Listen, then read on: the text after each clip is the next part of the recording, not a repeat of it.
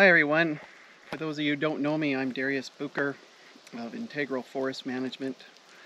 I'm a silviculture forester for probably 25 plus years, and I'm also the representative for Canada for RTI, the makers of teabag fertilizer.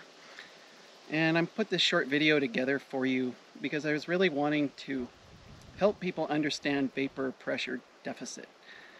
Now, it's not something that we often talk about. When we talk about seedlings and growing seedlings and making a good spot for seedlings, we're always thinking, or tend to think about soil moisture. That seems to be the most important thing, and getting roots out so that we can capture the soil moisture so that the seedling can survive through the hot, dry summer that's most likely going to follow in the interior of BC. However, what's not talked about is what is the vapor pressure deficit around the atmosphere of the seedling, and what kind of impacts does that have on the seedling.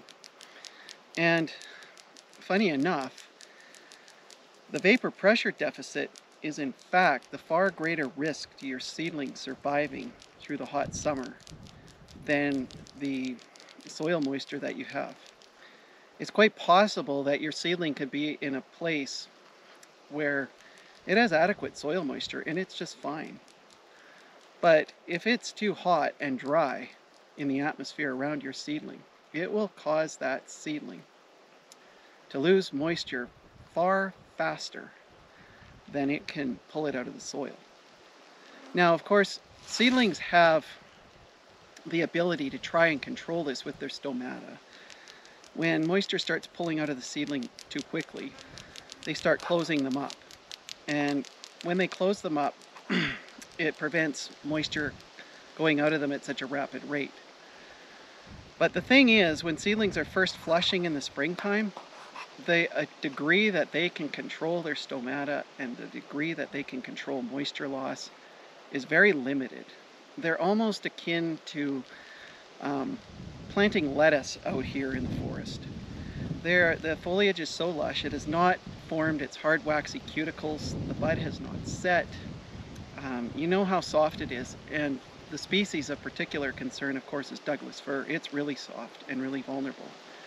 So when we get heat waves that hit in May or June, that those seedlings really aren't ready for until July or August when they've hardened up, then the impact on those seedlings is huge, and to the point where many of them end up dying. So that's why I thought I wanted to bring it to everybody's attention. And of course, there's no greater place where there is a risk of this happening than in the interior Douglas-fir zone of BC, or maybe some of your drier south aspects and other ecosystems. But the IDF is where people are starting to operate more and more. And if you're going to be successful with your silviculture here, vapor pressure deficit is something that you're going to have to be very much aware of. So I'm standing here on this slope because I just wanted to give everybody an example of how vapor pressure deficit works. And I think that this slope is an excellent example of that. The stress that trees can be under during the mid-afternoon sun. This slope is exposed to the south, southwest. In the heat of the day, when we're talking a really high, 35 plus temperatures, plus the reflection of the sun off of the ground and the radiant heat that comes from that, these trees are getting assaulted big time by the heat of the sun. And this would be when the vapor pressure deficit is at its maximum.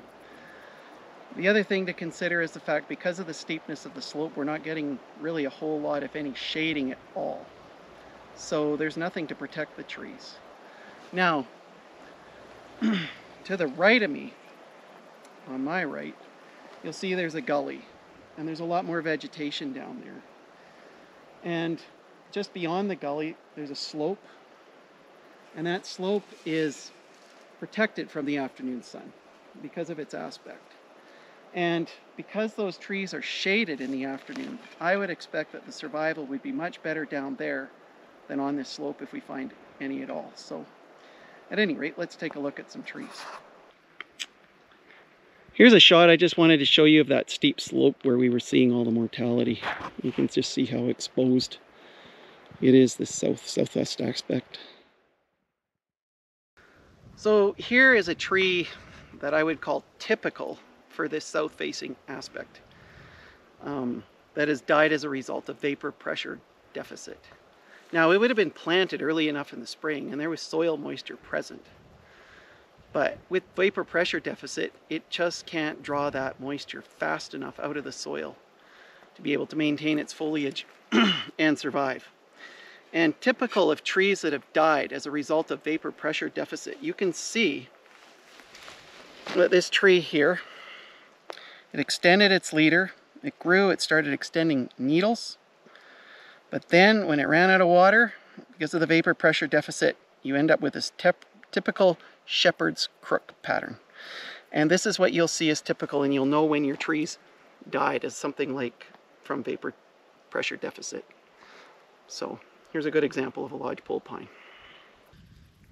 So I just thought I'd go for a quick little walk and just show everybody typically what this site looks like and what we're seeing for survival, and just look quickly at a few trees.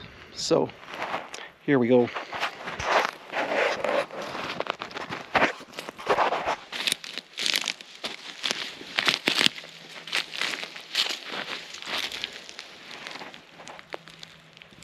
Another lodgepole pine showing the same pattern as what I showed before. Fully exposed. You can see.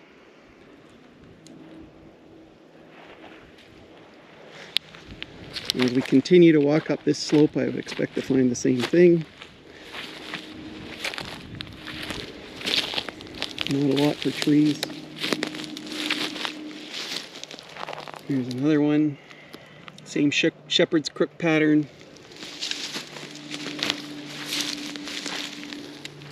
This one looked like it hung on for a little bit longer than the others, but still the same effect.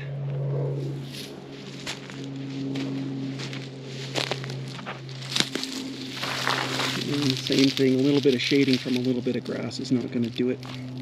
So yeah, this is what we found all over this slope. Okay, so now I'm standing in the bottom of the gully, a small gully down there, and as you can see, even looking at the vegetation, things are an awful lot lusher and greener than they were up on the side slope. So this is where I'm expecting I would find survival. And it's not, once again, I mean, the soil moisture certainly is much better down here than it was up on the slope. There's no doubt about it. But the other thing about it is, I mean, the one benefit of the vegetation on the sides of the screefs or the mini mounds that were created is the fact that it's providing shading to the tree during the daytime. So let's just take a walk and take a look at some trees that were found down here. Yeah, so here we go. Here's one lodgepole pine. He's kind of tucked in. Got some competing vegetation around him. Might be a nuisance in a few years, but certainly right now it's a benefit. Looks okay. We keep walking along the screefs. There's another one, sort of typically what they look like.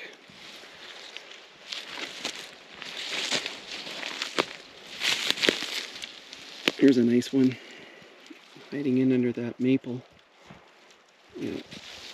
But you know, the survival, the trees not only look good,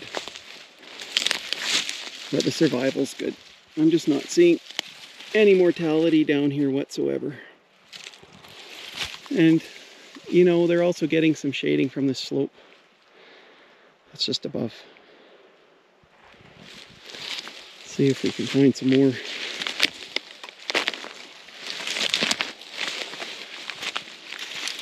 A little slash around this one, but certainly a good tree. So yeah, when things are a little more humid, there's some good shading. Definitely a different story. Okay, so now I'm going to be looking up the little bit of a side hill that's shaded during the afternoon sun, and we'll just take a look at the survival there. Now, I know some of you are thinking, you've just been showing lodgepole pine, what about Douglas-fir? Well, I'd have to say that if there was any tree that was most negatively impacted by what was going on this summer with the vapor pressure deficits that we had at the end of June during that heat wave, would be Douglas-fir. Anything that was exposed to the sun in any way, shape, or form was essentially annihilated. There's just no way that the wispy leaders that they had were able to deal with the vapor pressure deficit. They had not yet hardened up, they had not yet set bud, formed their thick waxy cuticles. They just didn't have time to set up before the afternoon, before the late summer heat came. When it comes a month early, especially, at an amount that is far beyond anything that they're used to, there's just no way that you can expect a whole lot of survival that way. However, where I was finding survival was still with the Douglas-fir in these shaded areas like the slope that I was talking about. And I'll just show you an example of one down here.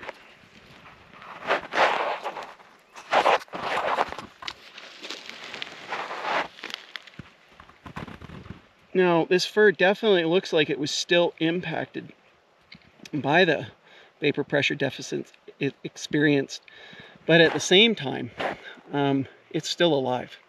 And this is where I was finding survival of other fir as well. It's not just this one.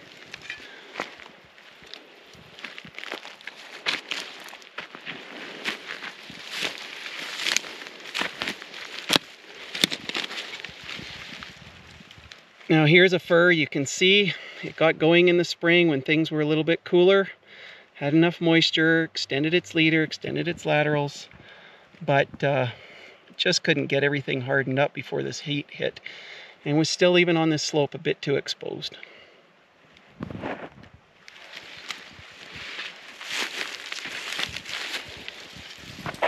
Now here's another Douglas-fir, perfectly shaded throughout the afternoon sun. Looks great. It's able to harden off much better than the other ones. Good things are happening for this guy. But once again, good shading.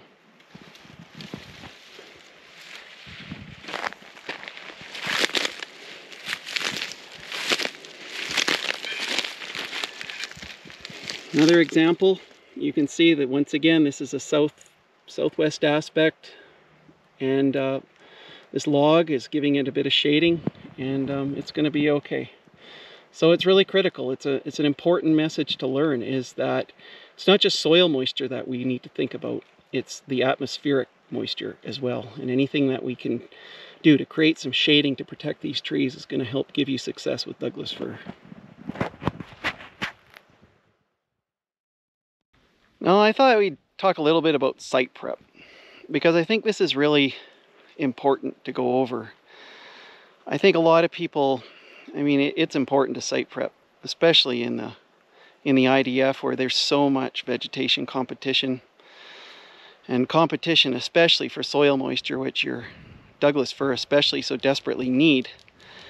And I think that a lot of site prep is done with good intentions, but I think because as foresters we get so focused on soil moisture and really haven't been taught very well, that we forget about the vapor pressure deficit. And so just going back to, we took a look at some of the places where Douglas-fir survived, and survived quite nicely and overcame that really dry period. Well, here's some places where they didn't. And so let's just take a look at that. So this slope that I'm looking at here is full on exposed. This ridge, this knoll in the afternoon sun. There is no shading whatsoever. So let's take a look at a few fir. Now here's one. Once again, it extended. It grew, and then that hot spill hit, and that was the end of it. You can see that, once again, that shepherd's crook pattern forming. But what I want to talk to you about with this one in particular is the fact that it was put on the edge of a screef. Now, that screef heads towards the southwest. And something to consider, it's not just the fact that this tree doesn't have any shading. The other thing to think about is the fact that that screef is picking up the afternoon sun and it is radiating it back onto the tree. So even when the air temperature might be low 40s, high 30s, around that tree, it's probably a heck of a lot hotter than even that, just because of the heat radiating off of that screef. So we want to be I would be looking for, in these types of sites, to be forming not screefs, but something like mounds, and putting that tree as low as possible so it can have the maximum amount of shading. Here's another one. You can see they tried to shade it with that with the duff that was screefed up, but even on this slope, still too much open to the west, still getting the afternoon sun. There's just really no protection here for that tree from vapor pressure deficit, even though certainly the vegetative competition was taken care of. Okay, I just wanted to talk about one of the things, of course, preventing vapor pressure deficit from impacting your seedlings is shade. You're going to want to try and give your seedling some shade, especially on your southwest aspects, in the late afternoon sun. That's when there's the most heat intensity that's been thrust upon your seedling, and it's most vulnerable. And so one of the ways, of course, giving shading is with the site prep that you've done. I just wanted to talk about this tree in particular and its placement. Now, the spot, it's alive, and that's a great thing, especially considering what it's gone through. But at the same time, it's putting on little bottle brush needles, certainly showing that moisture was an issue on this particular site. And if you were to look at the layout of this raised screef that I'm on right here, on my right hand side, that would be facing the east. This would be facing the west over on my left hand side. This seedling is much higher than I would like it to be, and it's on the wrong side of the screef. In my preference, where I would have had this tree planted and where it's going to have the best opportunity for success is actually, with these weeds out of the way, would be right in here. You can see where my shovel is right now. You'd get a lot of shading, not only from the screef of the site prep itself, but also from this debris pile, also from this slash. And being able to provide the seedling that kind of shading, not only that, lower down, moisture is your most limiting factor. And we have to remember that. So we want to make sure that the most limiting factor is taken care of whenever we're planting our seedlings. And I would be wanting to go as low as possible, maximizing the shading of my site prep in order to be successful here on this site. Now here's a tree that I would say got the perfect spot. That stump sitting right there, not to mention the edge of the screef, I mean, that provides all the shading it needs. It's about noon right now, and it's already completely in the shade. So definitely the shading of this provided by these obstacles gave it the opportunity to survive through that very difficult, challenging period.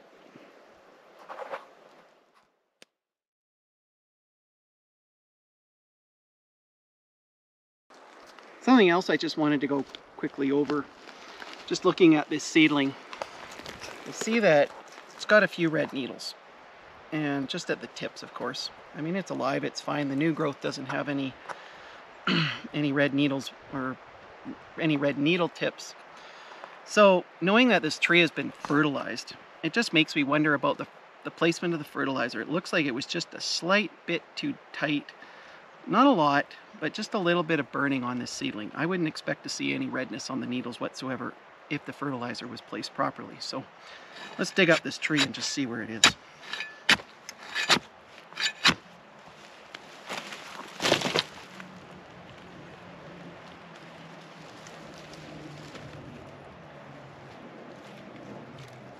Interestingly enough, as I'm digging, you can see there's some moisture in the soil, but still, once again, the vapor pressure deficit pulling on that tree. It's certainly not exhibiting signs that it got a lot of moisture.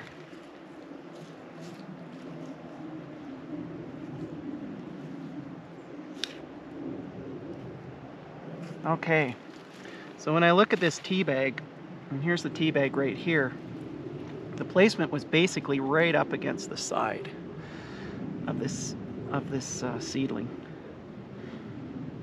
So it's a little bit, it's touching a little bit more than I would want it to be. I would want it more just perpendicular to the tree, just barely touching it. But it had a pretty good chunk of it was just flat up against the side. And you can see you get a slight bit of burning with it. But even with that, you can see there's a high degree of, what was the word that I'm looking for? High degree of wiggle room. So that you're able to place that fertilizer, even if it gets a little bit too tight. It takes an awful lot to kill the tree.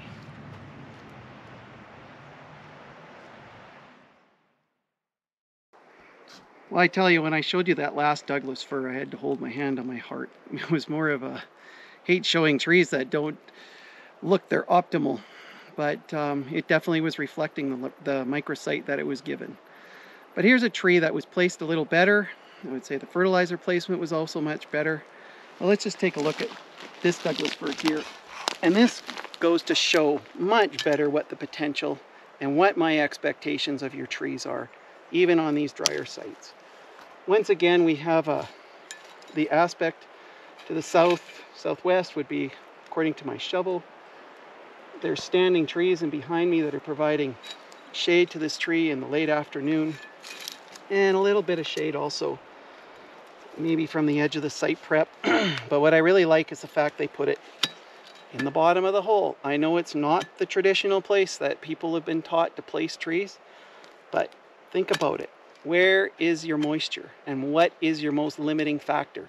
That's where you want to place your tree. That's where you're going to have the best degree of success. It's not going to be up on the side. Things dry out far too quickly here. You can't bank on a year that it's going to be raining all the time. In these types of ecosystems, you got to be thinking about expecting a drought. And when you get good rainy conditions, it's just a blessing. It's not the norm. So you have to prepare your trees as best you can during that first year to survive. Okay, so let's dig this fir up and see what we got and where the fertilizer is placed. I'll do it gently. Hate to kill one of the few good fir that are left on this site. Nice.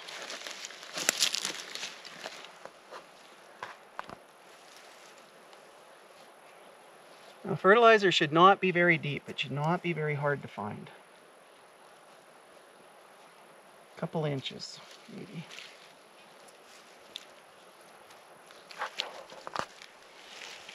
Lots of moisture down here. Despite it all.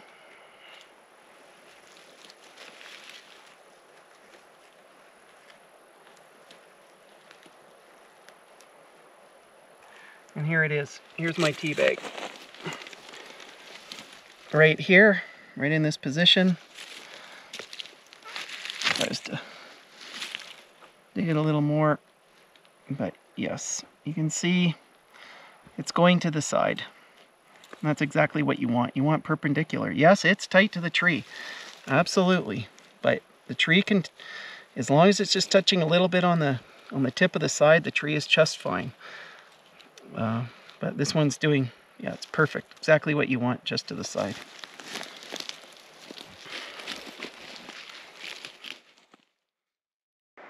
Okay, now I think we'll dig up a lodgepole pine. This one's definitely been fertilized. You can just tell by its color and its vigor, and just see where things are at as far as its fertilizer placement.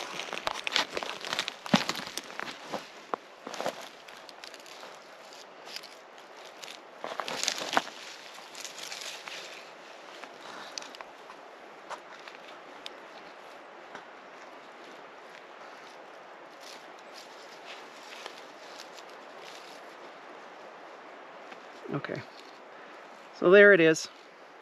Zoom. Just to the side where my finger's pointing. But definitely, as I pull this back, you can see how the tea bag was going perpendicular to the seedling. Just touching a little bit at the edge. It's just perfect. It's exactly what I would want. And the tree reflects that. So something important to remember is when you're walking around and you're assessing your trees and seeing whether they're benefiting from the fertilizer, dig up the winners as well as the losers, because the winners are going to show you the optimal placement of that tea bag and where it's supposed to go and where you're going to get the greatest benefit. So, and even that, when it comes to assessing trees on these droughty sites, even though you may see mortality, focus on your winners. Focus on the trees that survive. Focus on the ones that look good. Because if you follow that recipe in the future, when you're establishing these stands, if they survived what we just went through at the end of this June, it's good. Your degree of success that you're going to have in the future, if you follow the pattern of your successful trees, it's just going to be excellent. You're not going to have to come back and replant everything. So I encourage you, don't just look at the ones that died, but focus on the ones that did the best. So I hope that you all found this video useful. I hope that you found it informative as far as what vapor pressure deficit is and things that you can do to prevent it from impacting your trees. It's more important to consider, like I said before, even than soil moisture. So my goal is to help you to be successful. If there's anything that I can do to answer any questions that you might have, please feel free to contact me, integralfm@telus.net, and I'll be happy to answer anything that you have. The one thing just to focus on and just a little bit, what would it be not to summarize and add a little bit of fertilizer into the mix? I know people would ask, why would you fertilize on such dry sites when soil moisture is so important? And my answer to that is when you're thinking about it, yes, I agree. First year survival is mostly dependent upon the microsite that you plant your seedling into. But second year and beyond, it's not the microsite. It's the strength and the vigor of your tree that's going to pull you through and allow you to overcome competing vegetation and the environment that it's put into during the hot summers that you have. So fertilizer is important. They're in order to develop your root system, and that's what's going to draw moisture out of the soil to help your tree grow, of course. And the thing to note is the second most nutrient demanding portion of your tree is your root system. First it's your foliage, second it's your roots. And without roots, you know that you're not going anywhere. So that's why I would encourage you. It's not just having trees that survive, it's having healthy, vigorous trees that can overcome the elements for the long term. Thanks again for your time. Hope you enjoyed this.